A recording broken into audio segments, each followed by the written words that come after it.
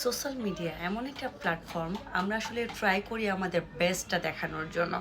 সেটা আমাদের বিহেভিয়ার হোক, আমাদের ডেলি রুটিন হোক বা আমাদের লাইফস্টাইল হোক, আমরা আসলে ট্রাই করি আমাদের বেস্টটা আপনাদের সামনে তুলে ধরার জন্য, যাতে যারা হচ্ছে ছোট কিড বা হচ্ছে আমাদের জেনারেশন যারা আছে, আমরা ট্রাই করি একটু মেসেজ দেওয়ার জন্য।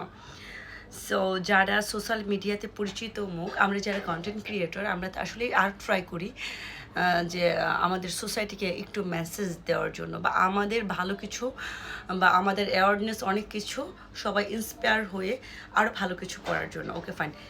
ইদানিং একটা বিষয়, সোশ্যাল মিডিয়া, টিকটক, দেন হচ্ছে ইউটিউব পেজ খুব বেশি ভাইরাল। সেটা হচ্ছে নয়নমণি নামের যে অ্যাকাউন্টটা, আল্লাহ মাফ করুক, বাবা থেকে স্বামী, আল্লাহ মাফ করুক, তো ভাই থেকে স্বামী না, ভাই থেকে স্বামী হওয়ার গল্পটা।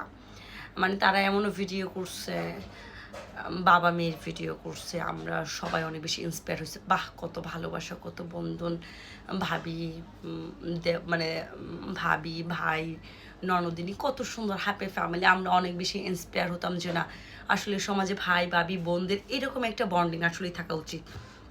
এসব কিছু কিছু নোংরা মন মানসিকতার মানুষের জন্য, কিছু কিছু নোংরা মেন্টালিটির মানুষের জন্য এই সোশ্যাল সিস্টেমটা যতটা না হার্মফুল হচ্ছে, তার চেয়ে বেশি হার্মফুল হচ্ছে আমাদের এই জেনারেশনের যে উঠতি এইজের যে বাচ্চা কাচ্চাগুলো, সেগুলো। কেন বলি, ধরেন আমরা যা করব আমাদের জেনারেশন বা আমাদের ছোট ভাই বোনেরা সেটাই করবে।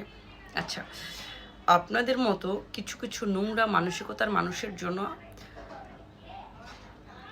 মানুষ নিজের ভাই বোন হোক, বাবা সন্তান হোক, ওই জায়গায় সিকিউর না। মানে আপনাদের মতো কিছু মেন্টালিটির জন্য আমি শুনেছিলাম, তখন আমি যখন প্রথম ঢাকা আসি, আরও 10-12 বছর আগের কথা বলতেছি, আপন সন্তানকে নিজের বাবা হচ্ছে রেপ করে। একদম এই মেয়েটা সারা জীবন মেন্টাল ডিস্টার্বে বড় হয়েছে। আল্লাহ মাফ করুক, এমন সন্তান এমন বাবা যেন কেউ না হয়, কোনো দিনই হয়, কোনো শত্রুরও না হয়। তো এখন এই যে এই কাণ্ডটা, নয়নমণির যে অ্যাকাউন্টের এটা, ওই লোকটা দেখেন, ওই মহিলাটা কত বছর সংসার করলো, তিলে তিলে ঘুরে সংসারটাকে গড়ে এত বড় করলো, কোথাকার কে এসে একদম উড়ে এসে জুড়ে তার সংসারটাকে নষ্ট করে দিল। মানে কি পারে দেখেন। আসলে মেয়েদের স্থান অনেক উপরে, কিন্তু কিছু কিছু মেয়ের কারণে অন্য একটা মেয়ের লাইফ নষ্ট হয়ে যায়, হেল হয়ে যায়। এই জিনিসটা আসলে অনেক বেশি আসলে মানে অনেক বেশি ডাস্টবিন টাইপের ডার্টি আসলে। এমনটা কারোর সাথেই যেন না হয়।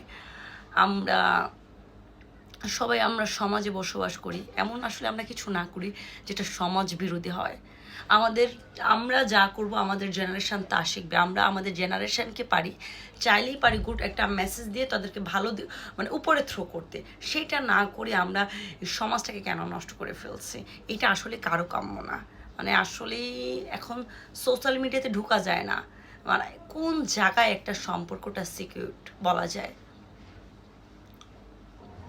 আমাদের সম্পর্কগুলো ভালো থাকুক, সুদৃঢ় থাকুক, বাবা মেয়ে, ভাই বোন, ভাই ভাবি, এই সম্পর্কগুলো কানেকশান থাকুক, কানেক্টিং থাকুক, সবাই ভালো থাকুক। আমরা ট্রাই করব আমাদের ফ্যামিলি হোক, নিজেদের মধ্যে হোক, বা আমাদের আশেপাশে যারা হোক, গুড মেসেজ দিয়ে তাদের মেন্টালিটাকে আসলে ইনক্রিজ করা, ড্যামেজ করা না।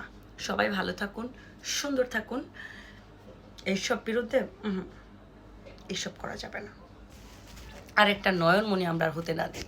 এইসব মানুষকে সমাজ থেকে, ফ্যামিলি থেকে আমরা বয়কট করে চলুন।